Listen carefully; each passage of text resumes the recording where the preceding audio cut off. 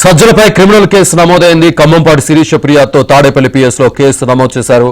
రాజధాని మహిళలపై సజ్జల అసభ్యకర వ్యాఖ్యలు చేశారు. ఈ క్రమంలో సజ్జలపై ఖమ్మంపాటి శిరీష ఫిర్యాదు చేశారు.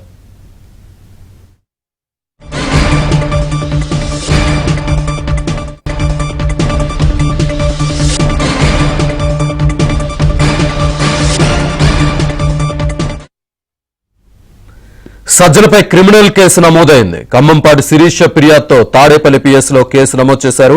రాజధాని మహిళలపై సజ్జల అసభ్యకర వ్యాఖ్యలు చేశారు. ఈ క్రమంలో సజ్జలపై ఖమ్మంపాటి శిరీష ఫిర్యాదు చేశారు. పూర్తి డీటెయిల్స్ మా ఏపీ బ్యూరో చీఫ్ రామారావు అందిస్తారు. రామారావు. శ్రీనివాస్ వైసీపీ నేత సజ్జల రామకృష్ణారెడ్డిపై క్రిమినల్ కేసు నమోదైంది. తాడేపల్లి పోలీస్ స్టేషన్ లో రాజధాని దళిత జేఏసీ నేత ఖమ్మంపాటి శిరీష్ ఇచ్చిన ఫిర్యాదు మేరకు ఈ రోజు ఉదయం కేసు నమోదు చేశారు. జర్నలిస్టు కృష్ణరాజు రాజధాని మహిళలపై చేసిన అసభ్యకర వ్యాఖ్యలకు రాజధానిలో ఉండే మహిళలతో పాటు రైతులు రాష్ట్ర వ్యాప్తంగా అనేక మంది నిరసన వ్యక్తం చేశారు.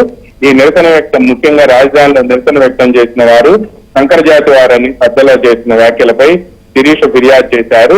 రాజధానిపై ఒక పథకం ప్రకారం అంటే మొదటి నుంచి కూడా 2014 నుంచి కూడా ఒక పథకం ప్రకారం వైఎస్ఆర్ కాంగ్రెస్ పార్టీ ఇమేజ్ని దెబ్బతీయడంతో పాటు ఎడారి అనని పందులు తిరుగుతున్నాయనని దేనికి పనికిరాదు అని చెప్పి వ్యాఖ్యలు చేయడంతో పాటు ఇది కులముద్ర కూడా వేశారు అని చెప్పి ఆరోపించారు. అందువల్ల ఇప్పుడు మళ్ళీ రాజధాని మహిళలపై అసభ్యకర వ్యాఖ్యలు చేయడంతో పాటు అందుకు నిరసన వ్యక్తం చేస్తున్న మహిళలపై కూడా శంకర జాతిని సంబోధించడంపై కూడా శిరీష తీవ్ర ఆగ్రహం వ్యక్తం చేస్తూ ఫిర్యాదు చేశారు.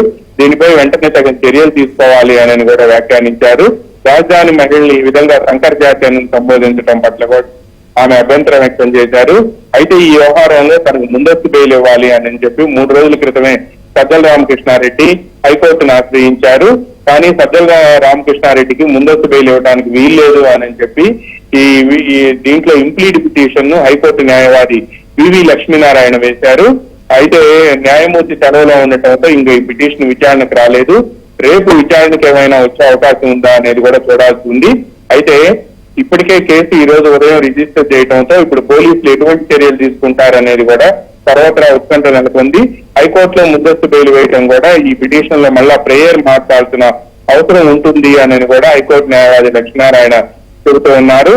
రేపు విచారణకు వస్తే ఏం జరుగుతుంది అనేది కూడా ఇప్పుడు ఉత్కంఠ నెలకొంది.